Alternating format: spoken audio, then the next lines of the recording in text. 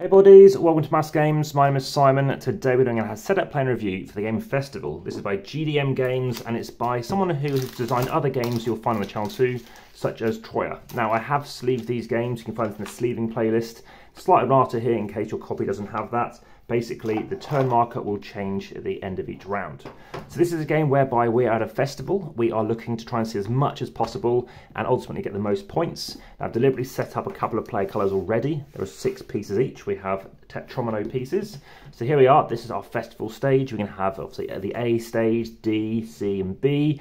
VIPs, we have some burgers. We've got some festival t-shirts to get, some merchandise and beers. And we've talked about some burgers, toilets as well, exits. So various things we can go to. So this is a bit of a blocking game, but it's mainly about trying to score points. So I've deliberately, because it doesn't come with any baggies, which is not a bad thing at all with, of course, the plastic crisis going on, we're going to have some scoring objective cards. Now, once all these are taken, ultimately that triggers into the game. Also, if you happen to play or play until you finish the round, you'll also be able to maybe finish the festival deck, which again will also trigger the end of the game. So you put these off to one side. Now I have zoomed out, and if you were watching as a short, obviously you're watching the full video now, but check out my shorts playlist as well. Of course, check out my how to set up play and review playlist. Check out the AmassGames playlist. I think there's a GDM playlist as well. Now, it might look a bit grainy. I'm using natural light, and I have zoomed out, so it does look a bit grainy, but various cards in here too. Now, you'll notice there's nothing in the bottom, but some of them do actually have stuff in the bottom, which I'll show you what I mean in a second. So what these means is a certain amount of those cards are going to chuck into the game, but with the advanced game, you just use all the cards. So if you look down here, we've got various things. Now, there are 4 different rule books, and I actually had someone, you'll find posters over on, pictures over on Instagram, but the fact there's 4 different rules, and I know someone who knows all these languages, and it's slightly interpretive differently, but we're going with the English rule set, just to let you know. So, if you're playing this as a 2, you're going to pick a colour each, you're going to chuck out alternative colours as well, and they're going to block up spaces. If you're playing it with more players, so playing as a 3, you again are going to just play with 3 colours, excluding the extra one. If you're playing as 4, you don't use this side of the scoring track, you use this side, so there's a slight difference going on here. I'll show you that in shot in a second. We'll just leave this for here for the time being. And like I said, you're trying to get the most points. So what do you do and how do you do it? Well, firstly, we need to build the deck. So we've already got our kind of objectives we want to do. So what we're going to do is reveal 3 of those in a second. And we've got, we basically want to be in the A stage. You want 4 of your people, that represents 4 people, in the A zone. So you want to place something in here. It can never go off the edge and it can never cover one of these key areas. Okay, so if you hit this on your turn, you get this card and you'll get 5 points at the end of the game and we'll draw a new one. So we have 3 cards available. We decide who starts as well. So of course, again, that start player marker. And again, over here, you want to be in the C zone. So have 4 things, 4 people, 4 of your people here, and you'll score 5 points. And over here, you want to have like adjacent edges touching, basically. So a group of at least 5, and you are going to get 5 points. Again, you can only ever claim 1 of these per turn as well.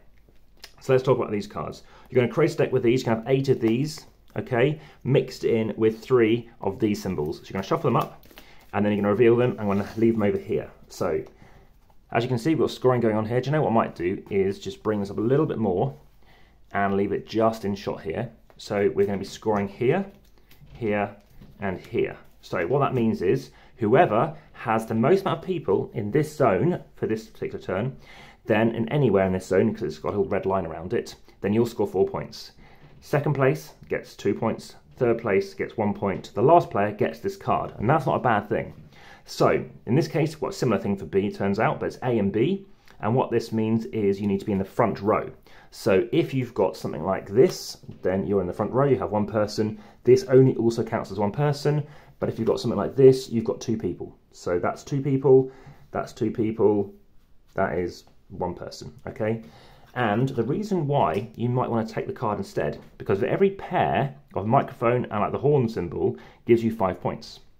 So coming last isn't necessarily a bad thing. What happens in a tie? Well, you go through that first player marker. So if I tie with the person to my left, then I get the tie. So I would get this card first, the next player would get this, etc. if we're all tied.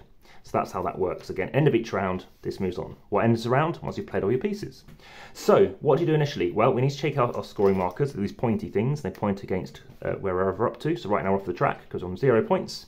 This shows me who I am. So if you're looking to stop other players, you're going to stop them there. The very first turn, or the setup in fact, is a little strange. So I'm going to show you this 4-player setup, as you can see. You're all going to chuck away your square piece. No one plays with this in a 4-player game. Every other player can you play with it. And what you're going to do is the person on your left, you're going to take one of their pieces and place it out wherever you want. So I don't want anything in the B's, the A's, I don't want anybody over here or here, so I'm going to place it here. So they're going to the exit, but doesn't score many points. And then the person on the left is going to place something out here, so they may place something here, etc. You do this 3 times, so now we've got a bit more stuff on the board, and then you're going to have only 2 pieces left for that first round. Okay, and that just helps balance to get things out, to get scoring understood. So now imagine it's my turn, and I've already got some things on the board. Well, I want to get something like this, so I'm going to chuck out this here, which immediately claims this. So I get this, end of the game, I score 5 points. I recommend doing end of the game in case these gets knocked. You reveal this one. And then, of course, the next player might be able to complete this one, because these are quite easy ones initially. Again, it helps trigger the end of the game faster. So they might do this to take that card. Then we get a new card out as well. And we keep on going. Now, in this instance, let's say about resolving this. So this person's over here already. I'm going to chuck this here. And yes, let's just say I've chucked this here. And that's my final 2 pieces. Other people did other stuff. And in this case, then I would get this card. So I'd get 4 points. So I don't get the card, I complete it. Someone else gets 2 points. So maybe, I don't know, let's say green got themselves 2 points, and brown, so we've got grass, we've got mud, we've got the sky, and we've got purple, like a veggie burger or something. So now purple, what they get instead is the card. Sorry, the B card. So they get this card and it goes in front of them, and now, of course, every pair gets them 5 points. Again, trigger that at the end of the game. But now that card goes, we score this one, so the most, 4 points, 2 points, 1 point, someone gets the card. This one, those go away, and then we end the round, that goes to the left. We draw 3 new cards, so this one, and this one, and we keep on going. So again, you can only take one of these per turn. You keep playing with this until either this deck runs out or this goes, and then that is basically the game. So what is interesting about this game is mainly the humour, because you're saying, oh, I really need to get some beers, because some of these cards will say, obviously, beer on them. So yeah, you want beer. So you're thinking, oh no, I want to get the beer. And you could say something like, well, of course, you'll take your tiles back at the end of each turn, or the end of each round as well. So you might be want to saying, well, okay, well, I don't know, yeah, I need to go to the toilet. So doing that, oh, Simon wants to go to the toilet. Oh no, he's blocking the toilet. Or he wants a burger. And that could go like this, for example. He wants a burger and a beer. Or he might say, oh, Simon wants some t-shirts. Stop him getting t-shirts. Stop him getting a beer. You know, don't steal my beer. You know, Simon taking a t-shirt, something like that. Or Simon's near the front of the stage. But mainly I think the humour is around, oh, Simon's going for the exit. And that kind of stuff. In person, it's very funny saying stuff like, oh yeah, you know, he's trying to, you know, stopping me going to the toilet. It just sounds funny. So it's very funny, very enjoyable.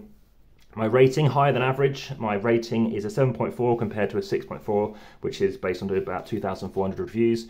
Really enjoyable. Again, this is sleeved. I chose to sleeve it. So this is going to go in my sleeving playlist too. These tokens, of course, can get nudged. Scores do go above 40. We had someone get 47 points in the last game. Of course, you need to remember turn order on how that scores as well, because it's tie breaks. I like the fact that it does help to split you apart, because the best thing might be a B and a B, so something like this, that everyone starts going to B, but maybe you don't want to bother, because especially if you're going second, you'll score 2 points, that's not too bad, but maybe you want to start looking into other objectives, and you might want to consider getting for burgers, because you need 7 people around a burger. So there's a burger here, but as you start playing out pieces, of course, there's less and less space to go, and you can start seeing what people have, because if you know that someone can't place a piece like here, and you can, then you're having to block them. So that's really good. So again, that scores for 1 person next to a burger. That would score 2, because it's 2 like that. And that's the game. Like I said, really enjoyable. I highly recommend it. Check out my various other videos, like, subscribe, hit the notification bell, and look forward to speaking to you again soon. But for now, back to the table.